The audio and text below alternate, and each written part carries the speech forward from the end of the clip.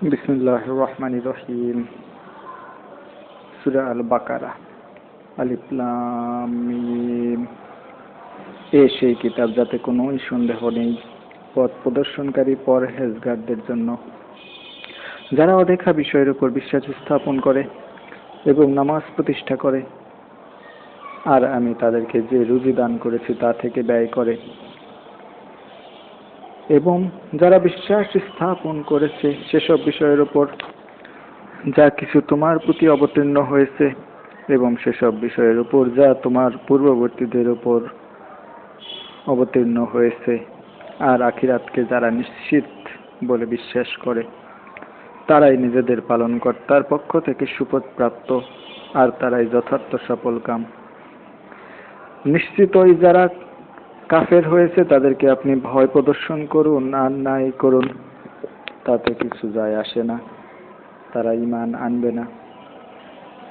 আল্লাহ তাদের অন্তঃকরণ এবং তাদের কানসমূহ বন্ধ করে দিয়েছেন, আর তাদের চোখসমূহ পর্দায় ঢেকে দিয়েছেন, আর তাদের জন্য রয়েছে কঠোর শাস্তি।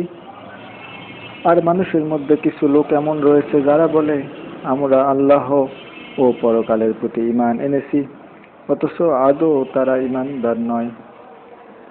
তারা আল্লাহ এবং ঈমানদারগণকে ধোঁকা দেয়, অথচ এতে তারা নিজেদেরকে ছাড়া অন্য কাউকে ধোঁকা দেয় না, অথচ তারা তা অনুভব করতে পারে না। তাদের অন্তঃকরণ ব্যাধিগ্রস্ত, আর আল্লাহ তাদের ব্যাধি আরো বাড়িয়ে দিয়েছেন। বস্তুত তাদের জন্য নির্ধারিত রয়েছে ভয়াবহ আযাব তাদের মিথ্যাচারের দরুন। আর যখন তাদেরকে বলা হয় যে দুনিয়ার বুকে দাঙ্গা হাঙ্গামা সৃষ্টি করো না, তখন তারা বলে, আমরা তো মীমাংসার পথ অবলম্বন করেছি। মনে রেখো, তারাই হাঙ্গামা সৃষ্টিকারী, কিন্তু তারা তা উপলব্ধি করে না। আর যখন তাদেরকে বলা হয় অন্যান্যরা যেভাবে ঈমান এনেছে তোমরাও সেভাবে ঈমান আনো, তখন তারা বলে, আমরাও কি ঈমান আনবো বোকাদের মতো। মনে রেখো, প্রকৃতপক্ষ তারাই বোকা, কিন্তু তারা তা বোঝে না। আর তারা যখন ঈমানদারদের সাথে মিশে তখন বলে, আমরা ঈমান এনেছি। আবার যখন তাদের শয়তানদের সাথে একান্তে সাক্ষাৎ করে তখন বলে, আমরা তোমাদের সাথে রয়েছি, আমরা তো মুসলমানদের সাথে উপহাস করি মাত্র। বরং আল্লাহ তাদের সাথে উপহাস করেন, আর তাদেরকে তিনি ছেড়ে দিয়েছেন যেন তারা নিজেদেরকে অহংকার ও কুমতলবে হয়রান ও পেরেশান থাকে। তারা সে সমস্ত লোক যারা হেদায়েতের বিনিময়ে গোমরাহি খরিদ করে। বস্তুত তারা তাদের এ ব্যবসায় লাভবান হতে পারেনি এবং তারা হেদায়েত লাভ করতে পারেনি।